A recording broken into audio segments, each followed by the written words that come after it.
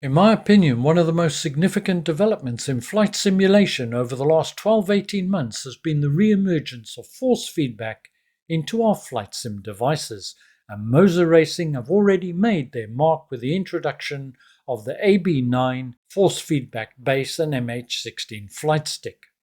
Well, they've now taken the next step, and I've been fortunate enough over the last couple of months to be testing out their AY210 force feedback yoke base, as well as their MFY swappable and detachable yoke grip or handle.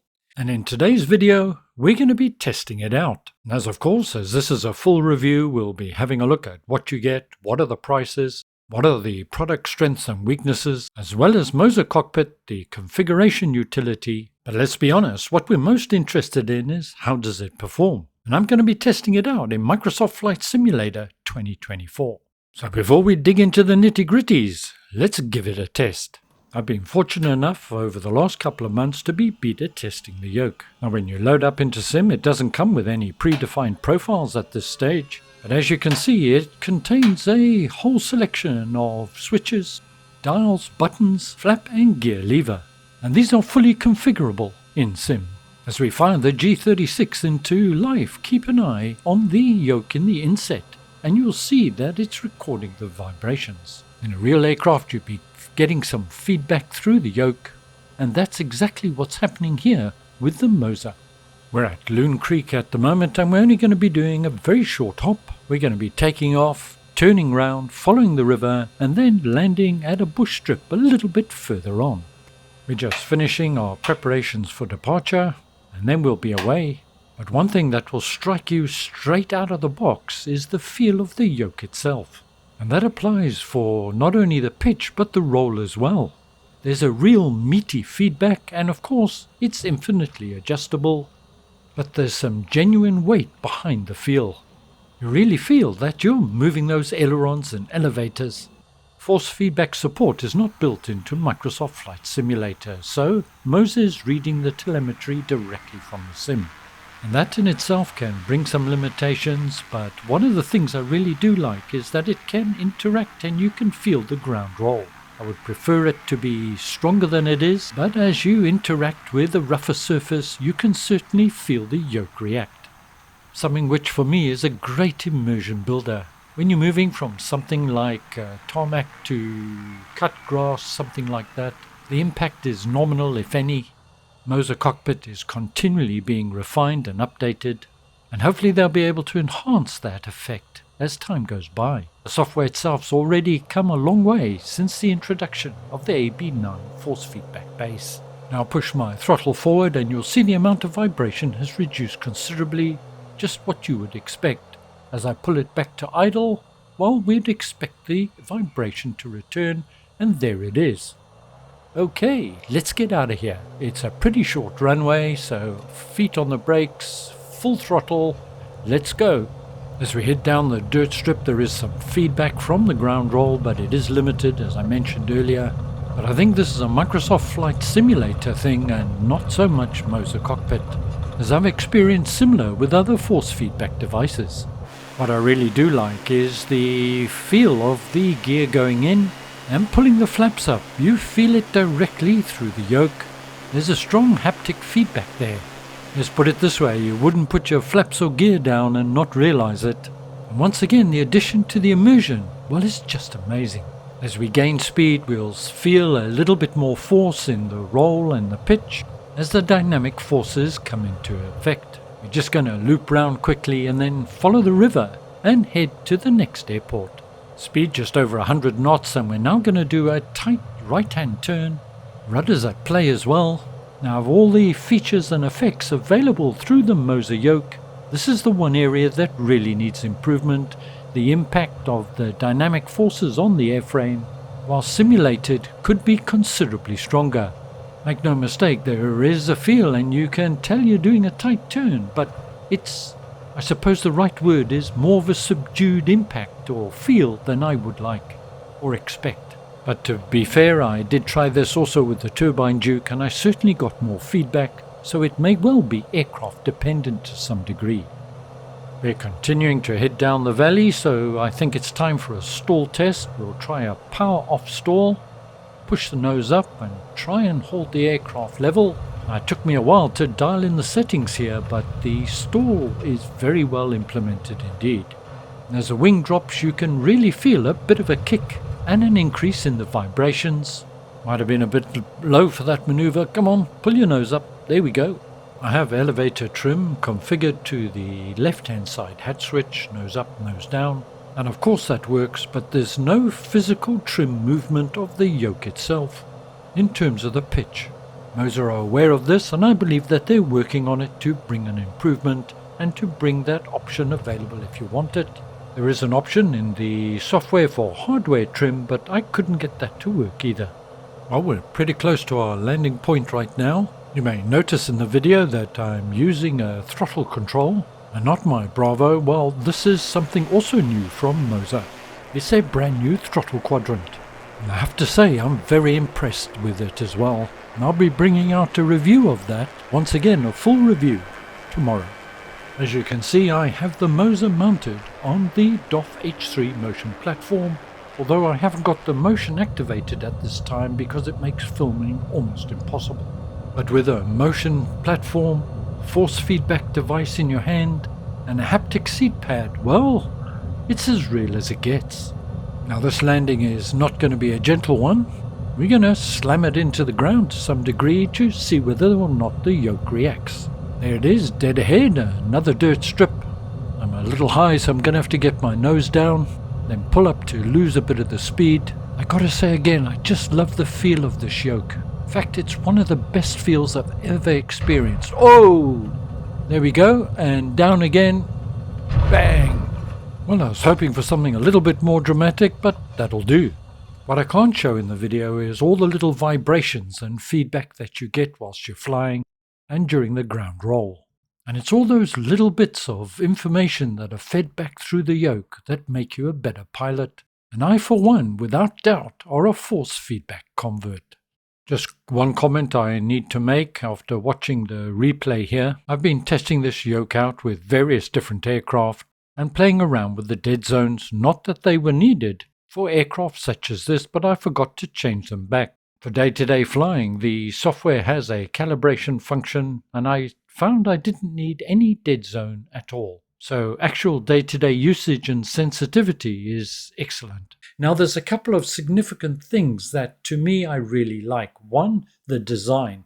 It's fairly sleek and modern in its design. It's an all-in-one solution. It comes with programmable switches, gear lever, flap lever, and so on. But in terms of overall quality, what is most significant to me is one, it's an aluminium alloy construction, and it has a 5mm thick aluminium alloy base. Now that's significant, making it easy for those that have sim rigs or perhaps like me, motion rigs. It makes the installation of the yoke in setups like that so much easier and simpler.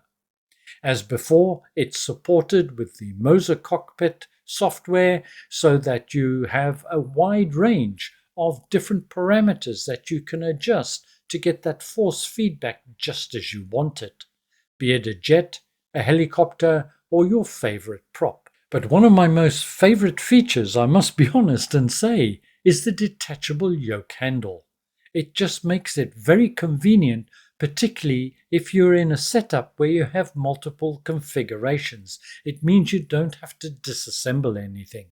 The force feedback base unit is separate purchase to the yoke handle. Moza are planning to bring out a variety of different yoke handles in the future, but we'll start by having a look at the MFY Yoke Grip.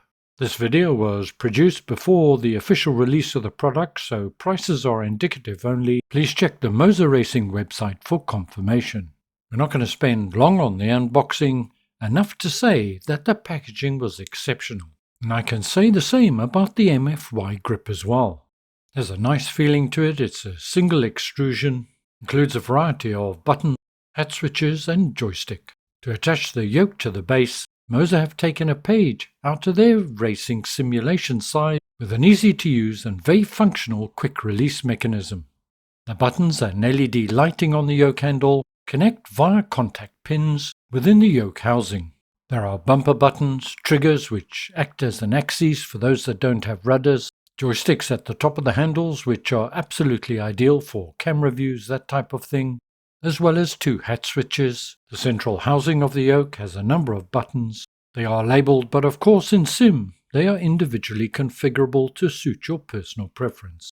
But now it's time for the main event, and let's move on and have a look at the AY210 force feedback yoke base. First of all, let's have a look at the published specifications. It's a fairly heavy unit coming in at 8 kg, and I found that the torque in both pitch and roll was more than adequate and met my expectations.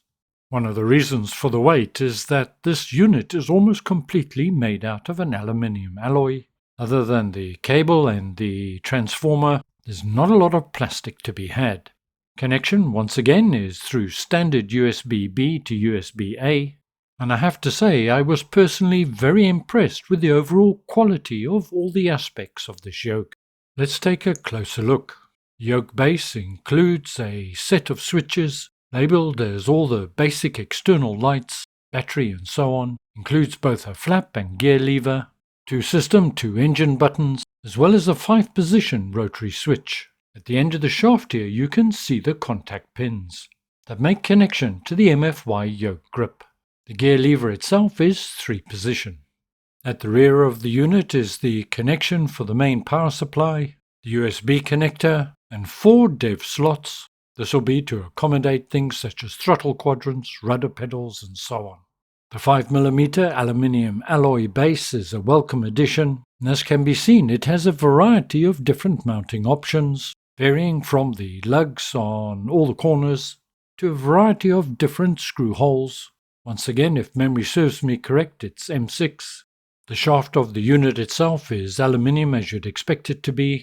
There's a closer look at the contact pins, and attaching the MFY Yoke Grip to it is a fairly straightforward and simple process. Push it forward to the notch, it clicks into place and is held sturdily. The yoke has 180 degree worth of travel in the roll, 90 degree in either direction. There's 150 millimeters worth of travel in the pitch. But of course this is a relatively expensive item, so I couldn't help but have a little peek inside. So that's exactly what I did. This is not something I recommend that you do. You could invalid your warranty, but as this is a comprehensive review, I thought you might be interested. Both roll and pitch are belt driven, the sliders themselves are metal, and the unit looks exceptionally well made and sturdy. Yes, it's expensive, but this is where the money's been spent. The movement of the shaft is quite smooth. This yoke, I'm guessing, has had about 18 hours worth of use. I've mounted it on my DOF H3, and to do that I used the optional purchase desk clamps. You get 2 in a set for US $25. They're solid metal, as you can see, very well made, and I found them fit for purpose. Along with the clamps you get a number of fittings. I assume these are if you want to fix it to a flat surface, as the mounting holes in the base of the unit are threaded, and also very usefully you get 2 rubber lugs that line up with the extensions on the body, covering the full width of the clamp, allowing you to securely fasten it to the surface. The designers have obviously put a lot of thought into this. Let's now turn our attention to the Moza cockpit software. Any force feedback device is only as good as the software. The various sims that it is compatible with are shown here, and any connected device is highlighted. As you can see here, I've got 3 devices connected, the MFY Yoke Grip.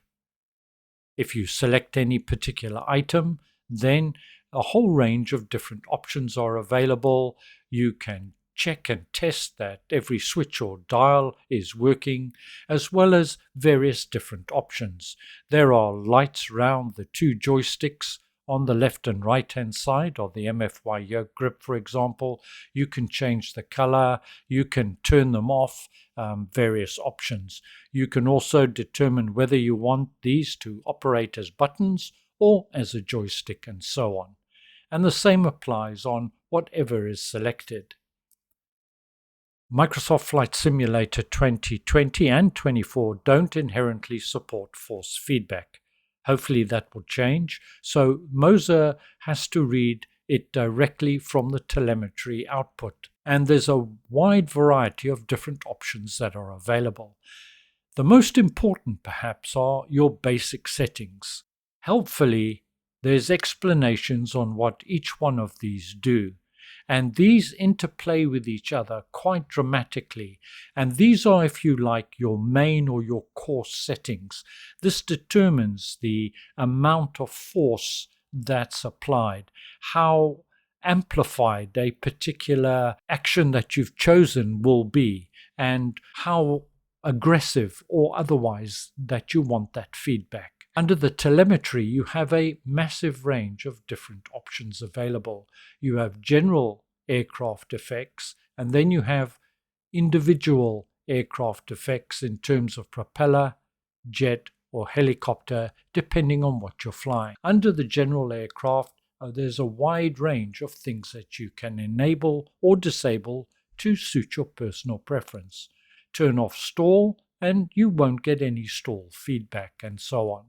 If you're into DCS or something of that nature, then the weapon option and perhaps the canopy hatch operation will be important to you. If you're flying perhaps a tail dragger, one of the older tail draggers, you may want elevator droop, so the elevators drop down. These are all the different options that are available to you. I'm not going to run through them all. There's how much the gear has an impact, the gear motion, ground vibration, and so on. So these are the finer adjustments you can make and what you want activated within the force feedback device itself. And then you can go on further. In this particular case, we're flying a propeller aircraft. And do you want the rumble from the engine and the different vibrations? Again, you can set them and get explanations. Angle of attack and the impact on the dynamic max force and so on. And Moza continue to bring updates. In fact, at the time of making this video, I'm on my third update, and there's a fourth update being released tomorrow. And that'll probably be out by the time that you see this video. One thing just to note, that this was recorded sometime before the release of the product, so please bear that in mind, and please cross-check the pricing and when the product will be available for sale directly on the Moza website. The prices I've given are indicative only at this time, and the release dates are still to be announced. I expect by the time you see this video they'll be out, so don't hesitate. Go to the Moza Racing website for the latest details. The AY210 base with the MFY Yoke handle is a welcome addition to Flight Sim. Their software is getting better and better every day, and already the experience is very immersive and very good indeed, and I have no hesitation in recommending it. You won't be disappointed. Don't forget, tomorrow I'll be bringing you a review of the new Throttle Quadrant from Moza. Until then, stay well, look after yourselves, I'll see you soon, and ciao for now.